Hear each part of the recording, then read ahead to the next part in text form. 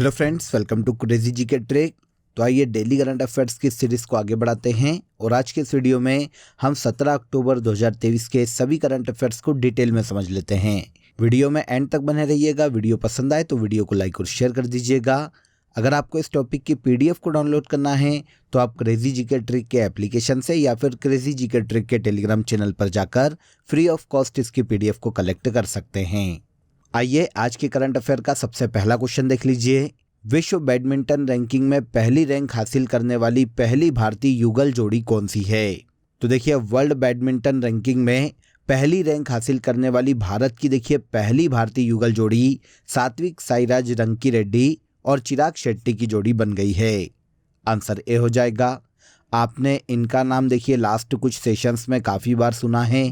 ये भारत की बहुत ही फेमस बैडमिंटन डबल्स की जोड़ी है फ्रेंड्स, जिन्हें हाल ही में जारी वर्ल्ड बैडमिंटन रैंकिंग में पहली रैंक पर रखा गया है और इस तरह से वर्ल्ड बैडमिंटन रैंकिंग में पहला स्थान हासिल करने वाली ये भारत की पहली युगल जोड़ी बन गई है।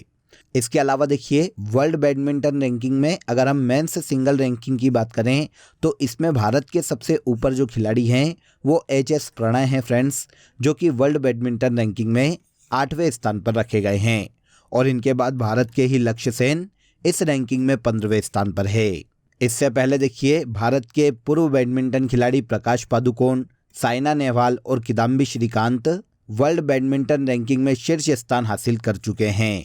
अब यहाँ पर चिराग शेट्टी और सात्विक साईराज की अगर हम बात करें फ्रेंड्स, तो इन्होंने इसी साल 2023 में साल की शुरुआत में स्विस ओपन को जीता था और इस तरह से ये 2023 में इन दोनों का डबल्स के तौर पर यह पहला खिताब था और इसके बाद जून 2023 में इन दोनों की जोड़ी ने इंडोनेशिया ओपन जीतकर अपना पहला BWF वर्ल्ड सुपर 100 खिताब अपने नाम किया था और इस प्रतियोगिता को जीतने वाली ये भारत की पहली युगल जोड़ी थी।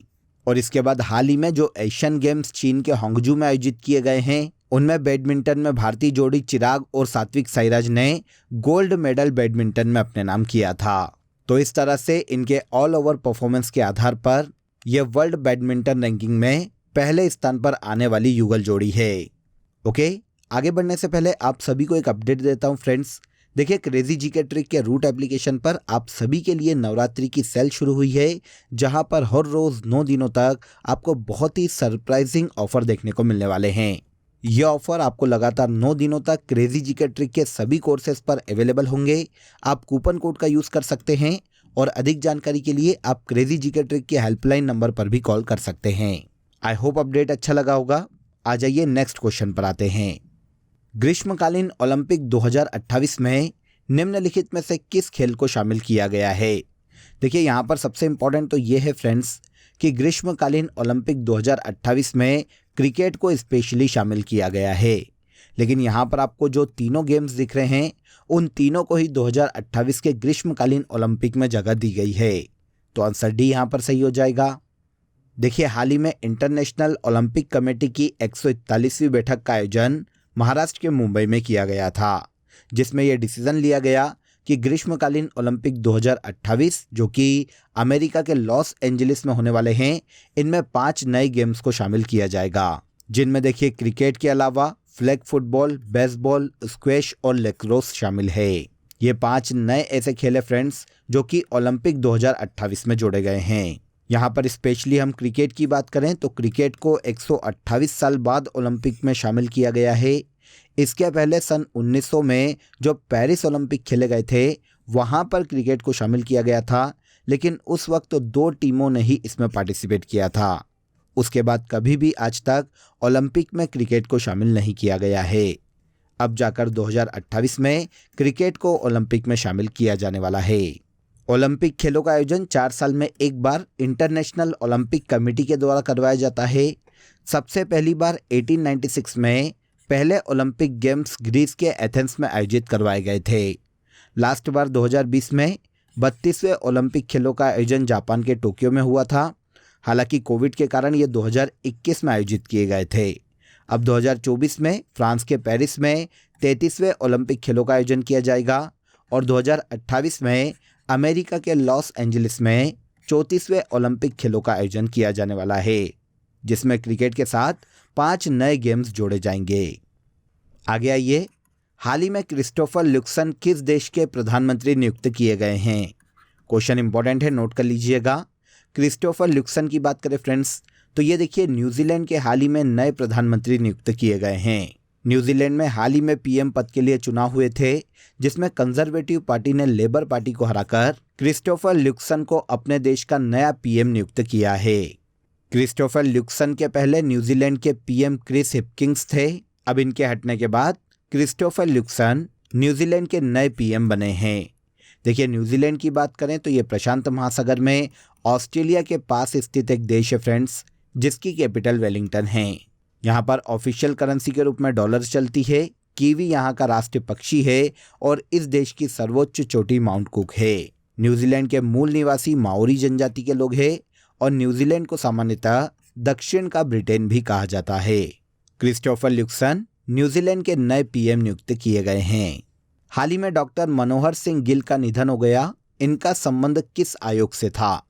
तो मनोहर सिंह गिल, जिनका देखिए हाल ही में निधन हो गया है फ्रेंड्स, इनका संबंध भारतीय निर्वाचन आयोग से है, क्योंकि ये भारत के मुख्य निर्वाचन आयुक्त के रूप में काम कर चुके हैं।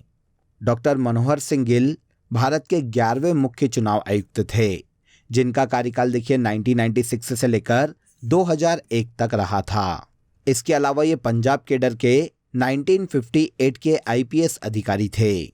भारतीय सेवाओं में इनके योगदान के कारण भारत सरकार के द्वारा सन 2000 में इन्हें पद्म विभूषण से भी सम्मानित किया जा चुका था। An Indian success story, agriculture and cooperatives, इनकी बहुत ही फेमस बुक है फ्रेंड्स, इसे भी याद रखिएगा। अब नेशनल इलेक्शन कमीशन के बारे में आप सभी जानते हैं फ्रेंड्स। निर्वाचन से संबंधित जो प्रावधान हैं वो भारतीय संविधान के भाग 15 में आर्टिकल 324 से लेकर 329 तक देखने को मिलते हैं। इसी के तहत देखिए भारतीय निर्वाचन आयोग एक संवैधानिक संस्था है, जिसका उल्लेख संविधान के आर्टिकल 324 में देखने को मिलता है। इस संस्था की स्थापना 25 जनवरी 1950 को की गई थी। इस संस्था के पहले मुख्य निर्वाचन आयुक्त सुकुमार सेन थे। वर्तमान में भारत के 25वें मुख्य निर्वाचन आयुक्त राजीव कुमार है। इसके अलावा पहली महिला मुख्य निर्वाचन आयुक्त की बात करें तो ये वी.एस. रामादेवी है।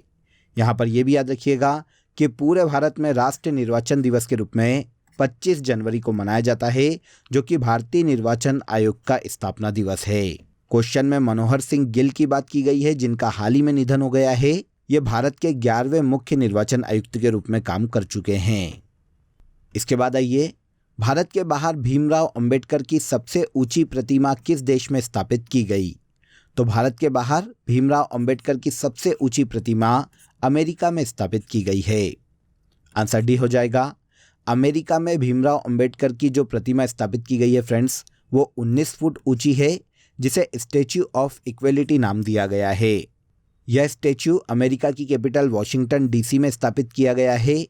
इस मूर्ति के निर्माणकर्ता भी देखिए रामजी सुतार है, जिन्होंने इसके पहले सरदार वल्लभ भाई पटेल की प्रतिमा भी बनाई थी, जो कि गुजरात में नर्मदा नदी के किनारे है और इसे स्टैच्यू ऑफ यूनिटी के नाम से जाना जाता है। तो भारत के बाहर भीमराव अंबेडकर जी की सबसे ऊंची प्रतिमा अमेरिका के वॉशिंगटन डीसी में स्थापित की गई है। भारत में भीमराव अंबेडकर की सबसे ऊंची प्रतिमा की बात करें तो यह तेलंगाना के हैदराबाद में स्थापित है, जिसकी ऊंचाई 125 फुट है।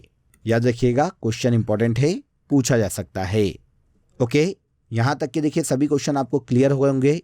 अब आ जाइए आज की कंट्री इन न्यूज़ में हम अफ्रीका महाद्वीप के देश अंगोला को डिस्कस कर लेते हैं।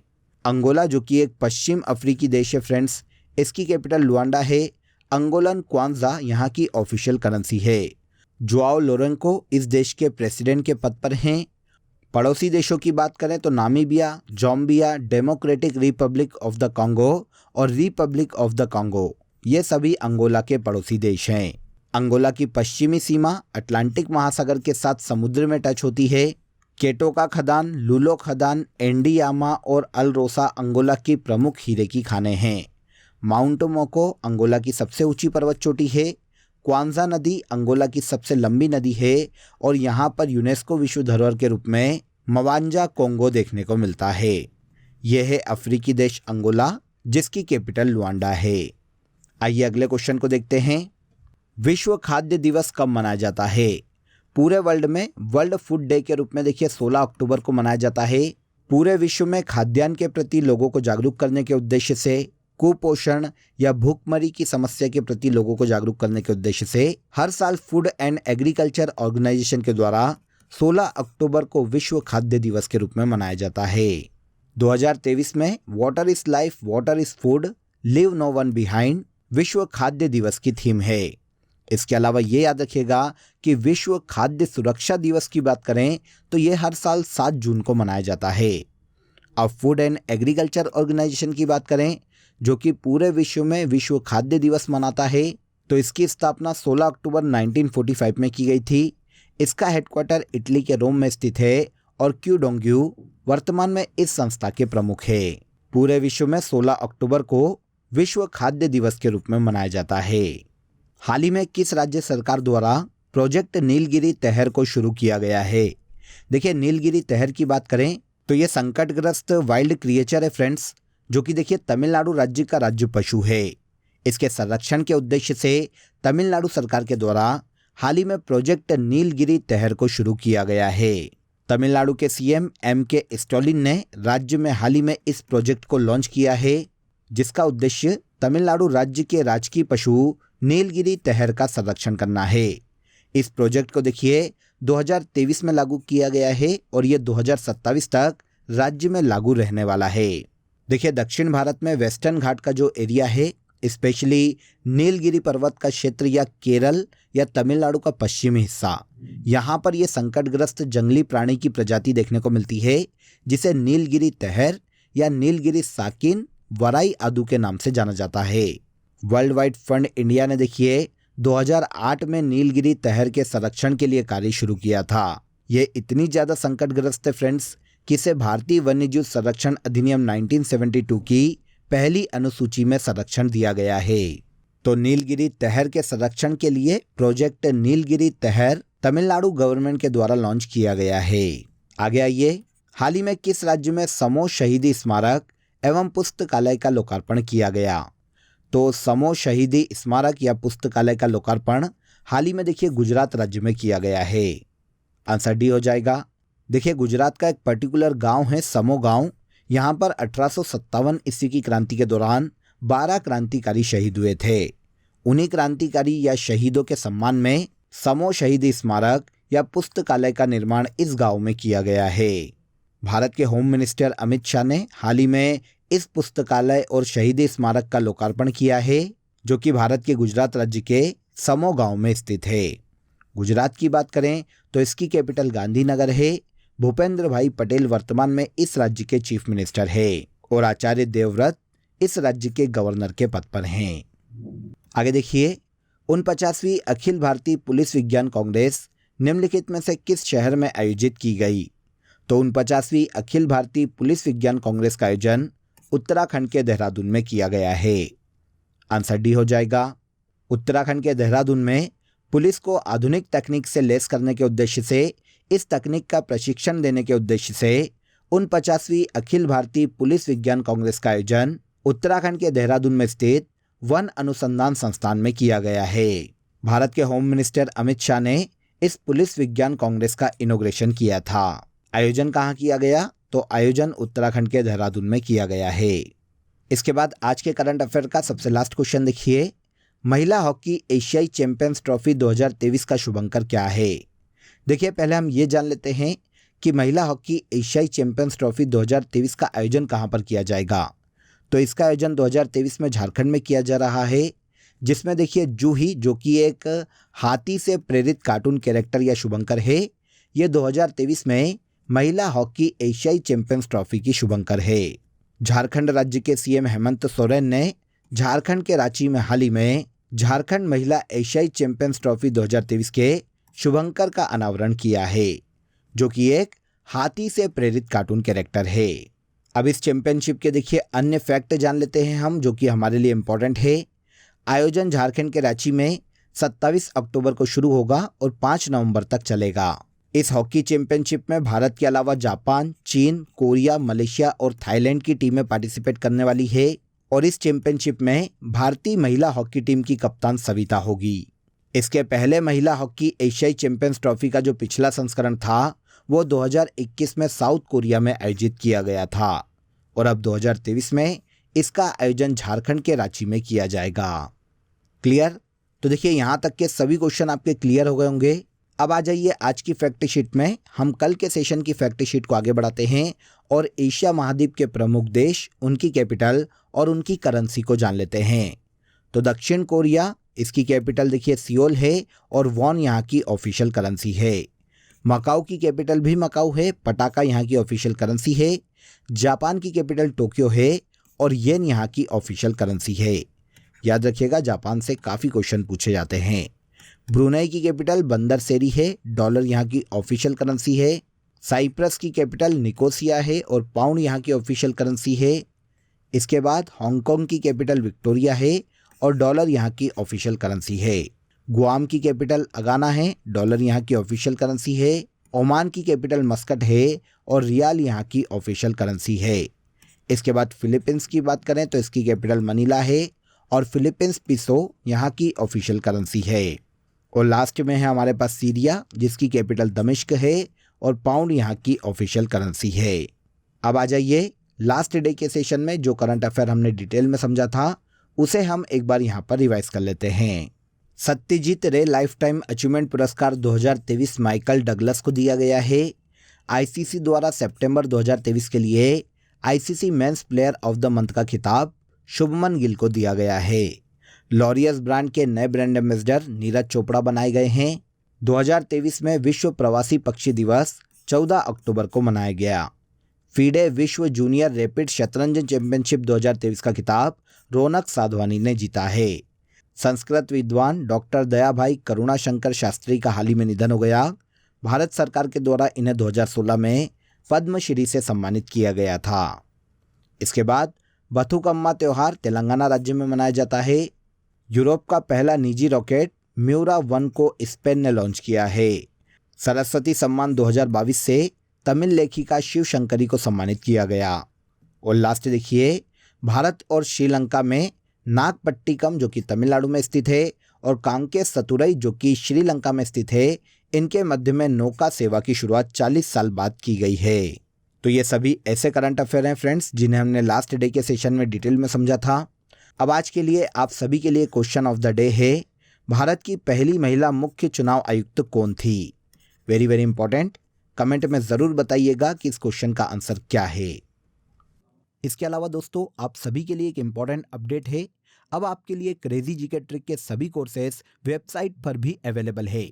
ये सभी कोर्सेज आप सभी की रिक्वायरमेंट और लेटेस्ट एग्जाम पैटर्न को ध्यान में रखकर डिज़ाइन किए गए हैं। यहाँ हम बेसिक कॉन्सेप्ट के साथ साथ कॉम्प्रिहेंसिव लर्निंग पर फोकस करते हैं, तो एक बार ज़रूर वेबसाइट पर विजिट करें। इसका लिंक आपको डिस्क्रिप्शन बॉक्स में दिया गया है। तो आज के इस वीडियो में बस इतना ही। अगर वीडियो अच्छा लगा हो तो वीडियो को लाइक और शेयर कर दीजिए, चैनल को सब्सक्राइब कर लीजिए। कल फिर मुलाकात करेंगे नेक्स्ट डे के करंट अफेयर में। तब तक अपना ख्याल रखिए। जय हिंद, जय भारत।